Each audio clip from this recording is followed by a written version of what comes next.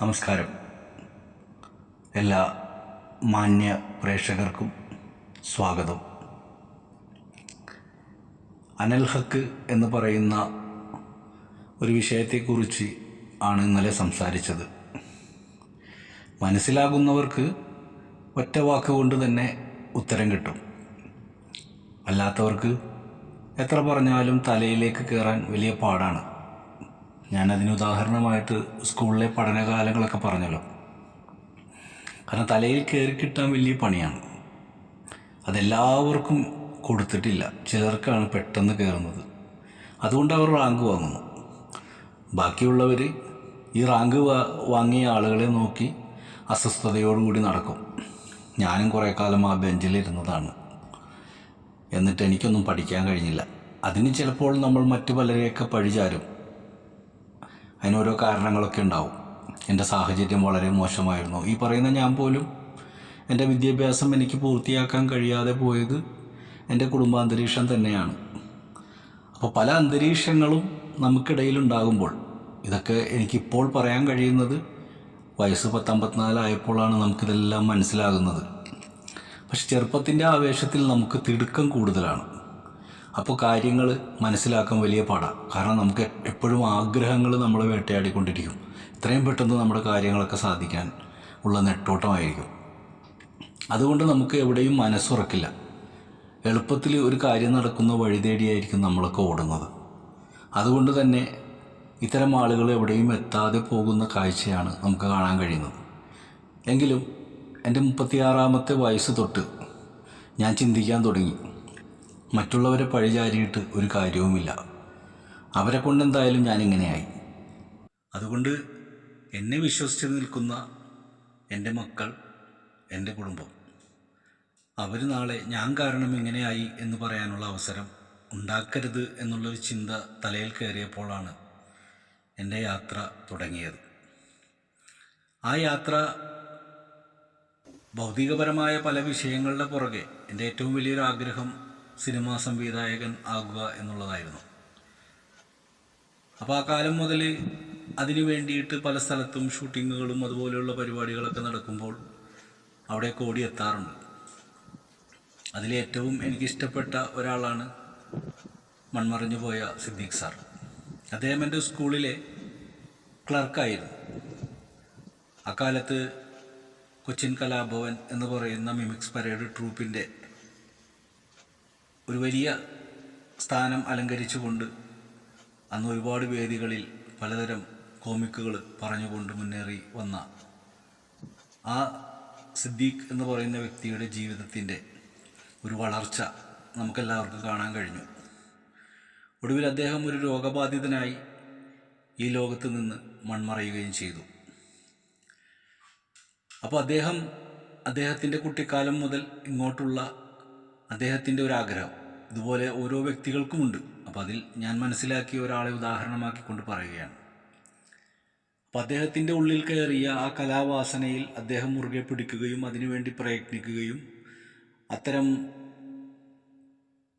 വിഷയങ്ങളുമായി ഒരുപാട് സ്റ്റേജുകൾ കയറി ഇറങ്ങി ഒരുപാട് ആളുകളെ ചിരിപ്പിക്കുന്ന കാസറ്റുകൾ, അങ്ങനെ പല വിപണികൾ ഇറങ്ങി തരംഗമായി വന്ന് അവസാനം അദ്ദേഹം സിനിമ ഫീൽഡിലേക്ക് കടന്നു വന്നുകൊണ്ട് ആദ്യമായി ഹിറ്റടിച്ച ഒരു സിനിമ സംഭാവന ചെയ്തുകൊണ്ട് പിന്നീട് അദ്ദേഹത്തിൻ്റെ ഓരോ സിനിമകളും സൂപ്പർ ഹിറ്റായി മാറുന്ന കാഴ്ചകളും ഒക്കെ കണ്ടവരാണ് മലയാളികൾ.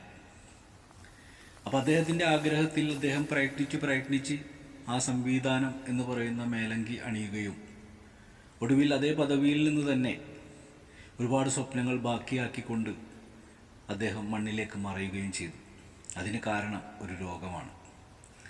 ആഗ്രഹങ്ങൾ നേടിയെടുക്കാൻ ഈ ലോകത്ത് എല്ലാം ഇവിടെ കിടപ്പുണ്ട്. പക്ഷെ സ്വന്തം ശരീരത്തിൽ കയറിക്കൂടുന്ന ഇത്തരം വിപത്തുകളെ നമ്മളാരും കാണാതെ പോവുകയാണ്. അപ്പോൾ ഇവിടെ ഇന്ന് ചർച്ചാ വിഷയമാകുന്ന കാര്യം എന്ന് പറയുന്നത് ദൈവം എന്ന് പറയുന്ന വിഷയത്തിലാണ്. ഈ ദൈവമാണ് ഇന്ന് എല്ലാവരുടെയും പ്രശ്നം. പല ആളുകളും പലതരത്തിൽ ദൈവത്തെ വർണ്ണിക്കുന്നു.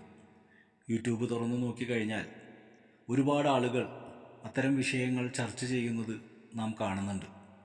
ചിലർ വിമർശിച്ചും ചിലർ അംഗീകരിച്ചു, ചിലർ മതത്തിലൊതുക്കിയും ഒക്കെയായിട്ട് ദൈവത്തെ കൊണ്ട് നടക്കുന്നു. എനിക്ക് വളരെ ഇഷ്ടമുള്ള ഒരു വ്യക്തിയാണ് നിവിൻ എന്നു പേരുള്ള ഒരാൾ. അദ്ദേഹം മോട്ടിവേഷൻ ചെയ്യുന്ന ഒരു വ്യക്തിയാണ്. ഒരുപാട് പ്രോഗ്രാമുകളിലൊക്കെ അദ്ദേഹത്തിന് ഞാൻ കണ്ടിട്ടുണ്ട്. അദ്ദേഹത്തിൻ്റെ സംഭാഷണ ശൈലി, പറഞ്ഞ് മനസ്സിലാക്കി തരുന്ന രീതി ഒക്കെ വളരെ ഇഷ്ടം തോന്നി. അദ്ദേഹത്തിൻ്റെ പേര് എനിക്കപ്പോഴൊന്നും അറിയില്ലായിരുന്നു. പിന്നെ കുറേ പ്രോഗ്രാമുകളൊക്കെ കണ്ടു കഴിഞ്ഞപ്പോഴാണ് ഇങ്ങനെ ഒരു പേരാണ് അദ്ദേഹത്തിൻ്റേതെന്ന് ഞാൻ മനസ്സിലാക്കിയത്. അപ്പോൾ അദ്ദേഹം ദൈവമുണ്ടോ എന്ന് പറയുന്നൊരു പ്രോഗ്രാം ചെയ്തിരുന്നു. അതിൽ അദ്ദേഹം ഒരു കുട്ടിയുടെ കഥ വിവരിച്ചുകൊണ്ട് ദൈവത്തെ അന്വേഷിച്ച് നടക്കുന്നൊരു കുട്ടിയുടെ കഥ പറയുകയുണ്ടായി. അങ്ങനെ ഒരു മധ്യവയസ്കൻ്റെ മുമ്പിൽ ചെല്ലുകയും അദ്ദേഹം ദൈവത്തിനെ തരാം, അതിന് നിൻ്റെ കയ്യിൽ എന്ത് വില തരാൻ പറ്റും, 50 രൂപയാണ് അവൻ്റെ കയ്യിലുള്ളതെന്നും അയാൾ ഒരു തേൻ കൊടുത്തതും ആ തേൻ കൊണ്ടുപോയി ആ വളർത്തി വലുതാക്കി അങ്കിളിന് കൊടുത്ത് അദ്ദേഹം സുഖം പ്രാപിച്ചു വന്നൊരു കഥയൊക്കെ പറഞ്ഞു. അപ്പോൾ യഥാർത്ഥത്തിൽ ആ കുട്ടിയുടെ അന്വേഷണമാണ് അതൊരു തേനിലൂടെ, ഒരു വൃദ്ധനായ ഒരു വ്യക്തിയുടെ ക്ഷമയുള്ള മറുപടിയിലൂടെ അവിടെ നടക്കുന്നത്. അപ്പോൾ ദൈവത്തെ നമ്മെല്ലാം അന്വേഷിച്ച് നടക്കുകയാണ്. എവിടെയാണ്? ആകാശത്താണോ, ഭൂമിയിലാണോ, അതോ അമ്പലങ്ങളിലാണോ, പള്ളികളിലാണോ, അതിൻ്റെ പേര് ദൈവമെന്നാണോ, അള്ളാഹു എന്നാണോ?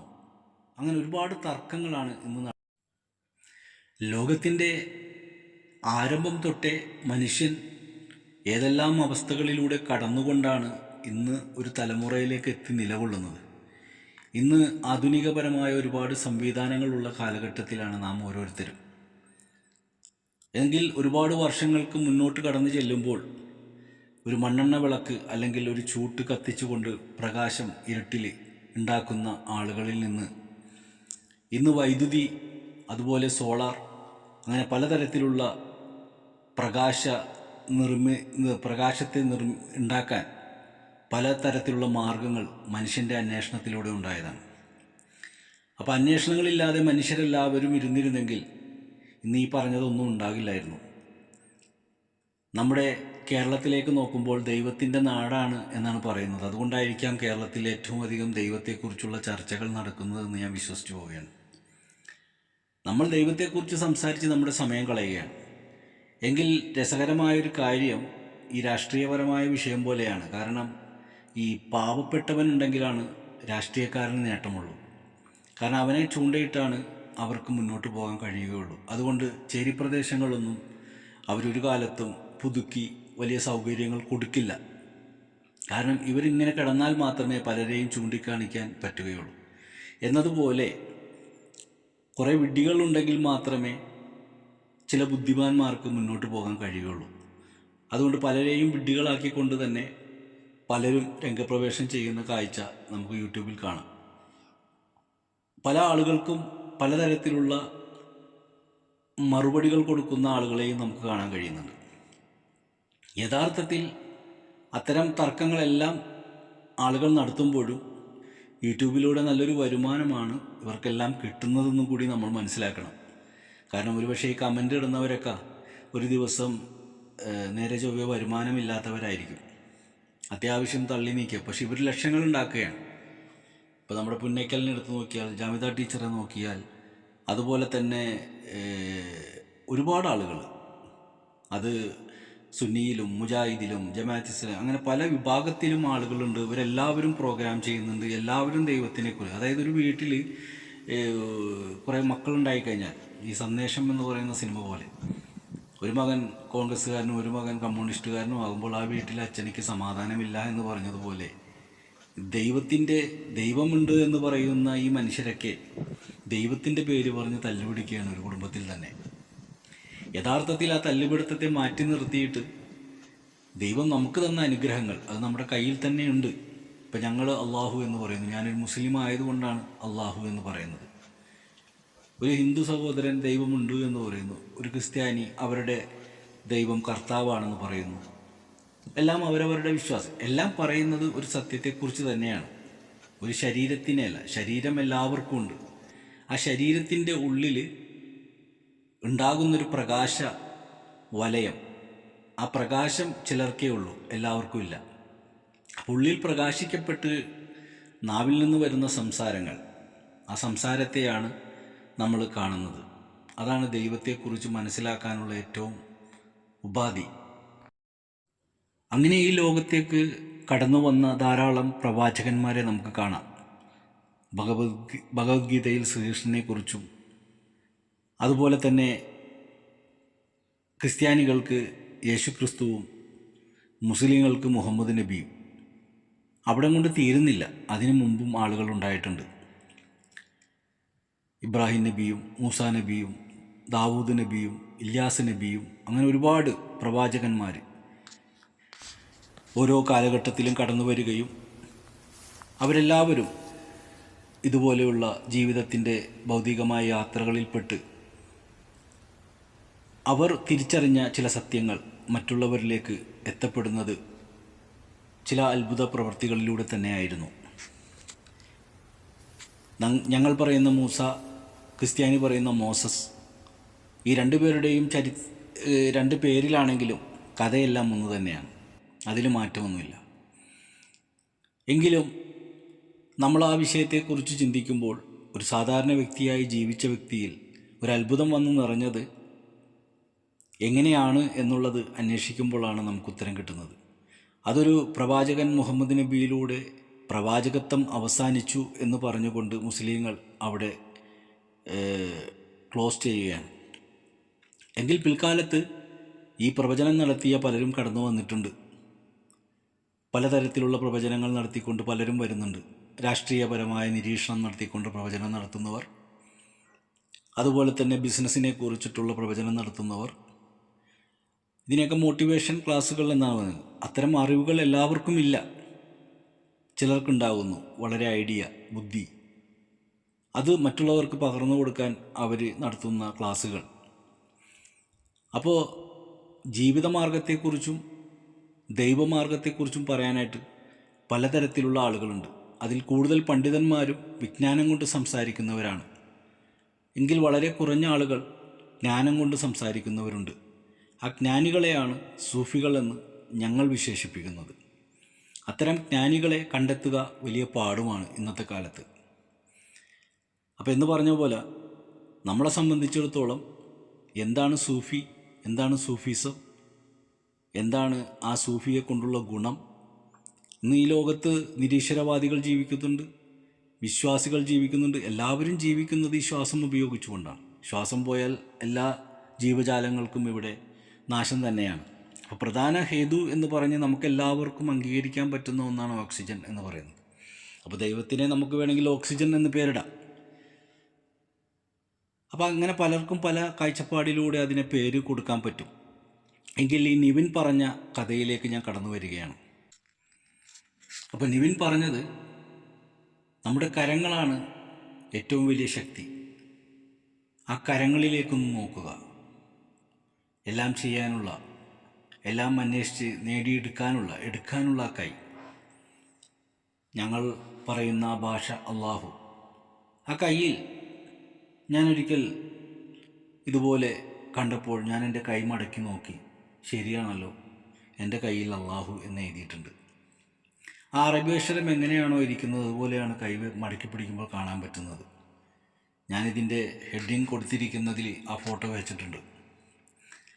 അപ്പോൾ രണ്ട് കരങ്ങളിലും അതുണ്ട്. അപ്പോൾ ദൈവം, അത് ഏത് പേരിട്ട് വിളിച്ചാലും നമ്മുടെ കരങ്ങൾ, നമ്മൾ അന്വേഷിച്ച് തേടുന്ന നമ്മുടെ കരങ്ങൾ തന്നെയാണ് ഏറ്റവും വലിയ ശക്തി. ഒരു സാധനം താഴ്ത്തി വീണാൽ കൈയില്ലാത്ത ഒരാൾക്ക് അതെടുക്കാൻ എന്തൊരു പ്രയാസമായിരിക്കും. നമ്മൾ കണ്ടിട്ടില്ലേ, കൈയില്ലാത്തവർ, കണ്ണ് കാണാത്തവർ, അങ്ങനെയുള്ളവരൊക്കെ നടന്നു നീങ്ങുന്നത് എത്രയോ പതുക്കെയാണ്. പക്ഷെ ഇതെല്ലാം ഉള്ള നമ്മൾ വേഗത്തിൽ നടക്കുകയാണ്. വേഗത്തിൽ നടക്കുന്നത് കൊണ്ടിട്ട് നമുക്കൊന്നും കാണാൻ കഴിയുന്നില്ല. എങ്കിൽ കാണാൻ കഴിയാത്തവൻ പയ്യെ നടക്കുന്നത് കൊണ്ടിട്ട് അവനിക്കെല്ലാം മനസ്സിലാക്കാനും കാണാനുമൊക്കെ കഴിയുന്നുണ്ടെന്ന് ഞാൻ മനസ്സിലാക്കുന്നു. അപ്പോൾ ധൃതിയാണ് നമ്മുടെ എല്ലാവരുടെയും പ്രശ്നം. ഈ ധൃതി പിടിച്ചിട്ട് മുന്നോട്ട് പോകുന്ന എല്ലാ വിധത്തിലുള്ള ആളുകളെയും എടുത്തു നോക്കുമ്പോൾ പലർക്കും, വിശ്വാസമുള്ളവരും വിശ്വാസമില്ലാത്തവരെയും ഒക്കെ എടുത്തു നോക്കുമ്പോൾ എല്ലാവരും ഈ ലോകത്ത് ജീവിക്കുന്നുണ്ട്. എനിക്ക് തോന്നുന്നു ഏറ്റവും അധികം ദുരിതം അനുഭവിക്കുന്നത് വിശ്വാസികളാണോ എന്ന് ഞാൻ സംശയിക്കാറുണ്ട്. കാരണം വിശ്വാസികൾക്കാണ് എപ്പോഴും കഷ്ടപ്പാടുകൾ കൂടുതലുള്ളത്. നമ്മുടെ ചരിത്രങ്ങൾ നോക്കുമ്പോഴും ഇപ്പോൾ പ്രവാചകൻ മുഹമ്മദ് നബി സല്ലല്ലാഹു അലൈഹി വസല്ലമ തങ്ങൾ ജനിച്ചത് വലിയൊരു തറവാട്ടിലാണെന്നാണ് പറയുന്നത്. പക്ഷെ അദ്ദേഹം ദൈവത്തെക്കുറിച്ച് പറയാൻ തുടങ്ങിയപ്പോൾ അവിടെ നിന്ന് അദ്ദേഹത്തിൽ പ്രയാസങ്ങൾ, വിഷമങ്ങൾ, ദുരിതങ്ങൾ അങ്ങനെ പലതും കടന്നു വന്നു. പട്ടിണി പോലും കിടക്കേണ്ടി വന്ന സാഹചര്യങ്ങൾ. അപ്പോൾ ദൈവത്തെ കണ്ടുവന്ന ഒരു പ്രവാചകൻ എന്ന നിലയിൽ ആ വ്യക്തി അനുഭവിക്കേണ്ടി വന്ന മാനസികപരമായ പ്രശ്നങ്ങൾ അത് ദൈവത്തെ അന്വേഷിച്ചതുകൊണ്ടാണ്. എങ്കിൽ അവിടെ ദൈവത്തെ നിഷേധിക്കുന്ന അബൂജഹലും അതുപോലെയുള്ള ആളുകളും ഫറോവയും നമ്രൂദും ഒക്കെ കൊട്ടാരങ്ങൾ പണിത് ആസ്വദിച്ച് ജീവിച്ചവരാണ്. പക്ഷെ അവരുടെയൊക്കെ പര്യവസാനം, ആ ക്ലൈമാക്സ് നോക്കുമ്പോഴാണ് ആരാണ് ഇവിടെ ജയിച്ചതെന്ന് നമുക്ക് മനസ്സിലാക്കാൻ കഴിയുന്നത്. അപ്പോൾ കുറ്റം പറഞ്ഞ് നടക്കുന്നവർക്ക് ഒരവസാനമുണ്ട്, സത്യം പറഞ്ഞ് നടക്കുന്നവർക്കും അവസാനമുണ്ട്. സത്യം എന്താണെന്നുള്ളത് സത്യം പറഞ്ഞു കഴിഞ്ഞാൽ നമുക്ക് മരിച്ചു കഴിഞ്ഞാൽ മാത്രമേ മനസ്സിലാക്കാൻ പറ്റുകയുള്ളൂ. അതുവരെയും നമുക്ക് തർക്കിക്കാം, നമുക്ക് അവിശ്വാസികളോട് യുദ്ധം ചെയ്യാം, വിശ്വാസികളോടും യുദ്ധം ചെയ്യാം. ആ യുദ്ധം ഒരു കാലത്തും അവസാനിക്കുന്നില്ല. പണ്ട് വാളുകൊണ്ടായിരുന്നെങ്കിൽ ഇന്ന് നാക്കുകൊണ്ടാണെന്ന് മാത്രം. അതുകൊണ്ട് ചിന്തിക്കാനുള്ള കഴിവ് എല്ലാവർക്കും ഉണ്ടാകട്ടെ. കണ്ണ് കാണാത്തവനെ പോലെ, ചെവി കേൾക്കാത്തവനെ പോലെ നമ്മളെല്ലാവരും വളരെ ശ്രദ്ധയോടെ മുന്നോട്ടുള്ള പാത എങ്ങനെയാണെന്ന് ചിന്തിച്ചുകൊണ്ട് നീങ്ങാനുള്ള കാഴ്ചയും ബോധവുമുള്ള നമുക്ക് കഴിയട്ടെ എന്ന് പ്രത്യേകം പ്രാർത്ഥിക്കുന്നു. ഇൻഷാ അല്ലാഹ് ബാക്കി നാളെ സംസാരിക്കാം. ഇതൊരു ചെറിയ വിഷയമല്ല, വലിയ വിഷയമാണ്. ലോകത്തിൻ്റെ തുടക്കം മുതലേ പറഞ്ഞിട്ട് പോലും മനസ്സിലാകാത്ത ജനങ്ങൾ വീണ്ടും വീണ്ടും ജന്മം കൊണ്ടുകൊണ്ടിരിക്കുകയാണ്. എത്ര പറഞ്ഞാലും ചിലർക്കത് മനസ്സിലാകും, കുറേ പേർക്കത് മനസ്സിലാകില്ല. കാരണം അവരിൽ ഞാനെന്ന് പറയുന്ന അഹങ്കാരം കിടക്കുകയാണ്. ആ അഹങ്കാരത്തെ എടുത്തു കളഞ്ഞിട്ട് യഥാർത്ഥമായ ഞാനെന്ന് പറയുന്ന സത്യത്തിലേക്ക് എന്നൊരാൾ മടങ്ങുന്നുവോ അവനാണ് യഥാർത്ഥ ഈശ്വരൻ. അത് തിരിച്ചറിയാൻ വലിയ പാടുമാണ്, പറഞ്ഞറിയിക്കാനും പാടാണ്. എങ്കിലും 1000 പേര് കേൾക്കുമ്പോൾ 10 പേർക്ക് മനസ്സിലാകും എന്നുള്ള വിശ്വാസത്തിൽ ഞാനിത് തുടരും.